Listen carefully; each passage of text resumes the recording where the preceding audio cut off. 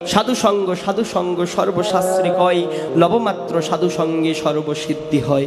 কেউ যদি লবে মাত্র সাধু সঙ্গ করো, জীবনে কি করতে পেরেছো জানি না, অন্তত পক্ষে সাধু সঙ্গে এসে যদি হরিকথা ভাগবত কথা শ্রবণ করো, শ্রবণম মঙ্গলম যদি শ্রবণ করে হৃদয়ে ধারণ করতে পারো, একদিন না একদিন ওই চিত্ত মাঝে, ওই হৃদয় মাঝে তোমার কৃষ্ণ ভক্তির বীজ বপন হবে।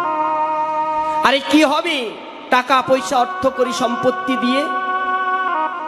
তুমি এসেছো একা খালি হাতে, যেতে হবে খালি হাতে। তোমার প্রিয় ব্যক্তিটিকেও তুমি সঙ্গে করে নিতে পারবে না। যখন মানুষের মৃত্যু হয়, ওই চারপাশে চারটি খুঁটিয়ায় করে বাঁশের দোলাই করে নিয়ে যায়। ওই কৌপিন বসনের মধ্য থেকে দুই হাতে দুটি হাত খালি পড়ে থাকে। জগতের জীবকে শিক্ষা দিতে দিতে যায়, ওরে আমি এসেছি খালি হাতে, চলে যাচ্ছি খালি হাতে। খাটিয়ার উপর দিয়ে খই ছিটোতে ছিটোতে যায়, বাড়ি ছাড়া হয়ে যায়। কেন? ওই খই হচ্ছে বৈভবের স্বরূপ, টাকা পয়সা অর্থ করি সম্পত্তির স্বরূপ।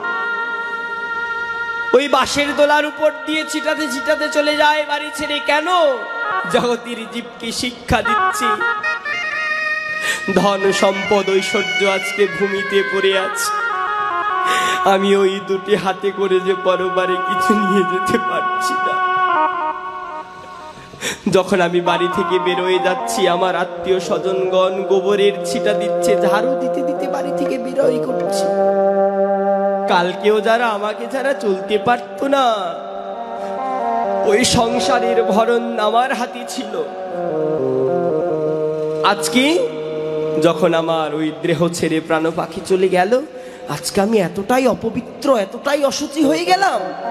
আমাকে বাড়ি থেকে বের করার সময় গোবরের ছিটা দিয়ে ঝাড়ু দিতে দিতে নিতে নিয়ে যাচ্ছে। হ্যাঁ গো, ওই পরিবারের লোকই একদিন তোমাকে বিদায় করে দিবে। যখন বাড়ি থেকে তোমার দেহখানা বেরোই যাবি বাঁশের দোলায় করি, সেদিন পাড়া প্রতিবেশী আত্মীয় স্বজন তোমার অঙ্গ স্পর্শ করবে না। কেন জানো? তোমাকে ছুঁইলেই স্নান করা লাগবে। তাহলে কিসের এত অহংকার? যেই রূপে এসেছি সেভাবেই চলে যেতে হবে। একমাত্র আপন হচ্ছে শ্রী গোবিন্দ। আমার কোনো চিন্তা করার দরকার নাই তো।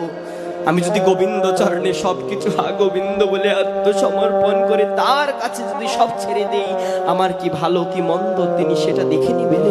ভাবছি যে বসে চলবে কি সে তুমি ভাববারে কি? ভাবারে যিনি ভাবছেন তিনি তুমি ভাবো তারি। তোমার তো অন্য কিছু নিয়ে ভাবার প্রয়োজন নাই। তোমার কি হবে কি হবে না সেইটা নিয়ে তো গোবিন্দ বসে বসে ভাবছেন।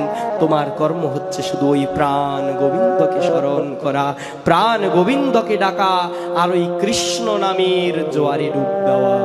জয় জয় রাধা গোবিন্দ।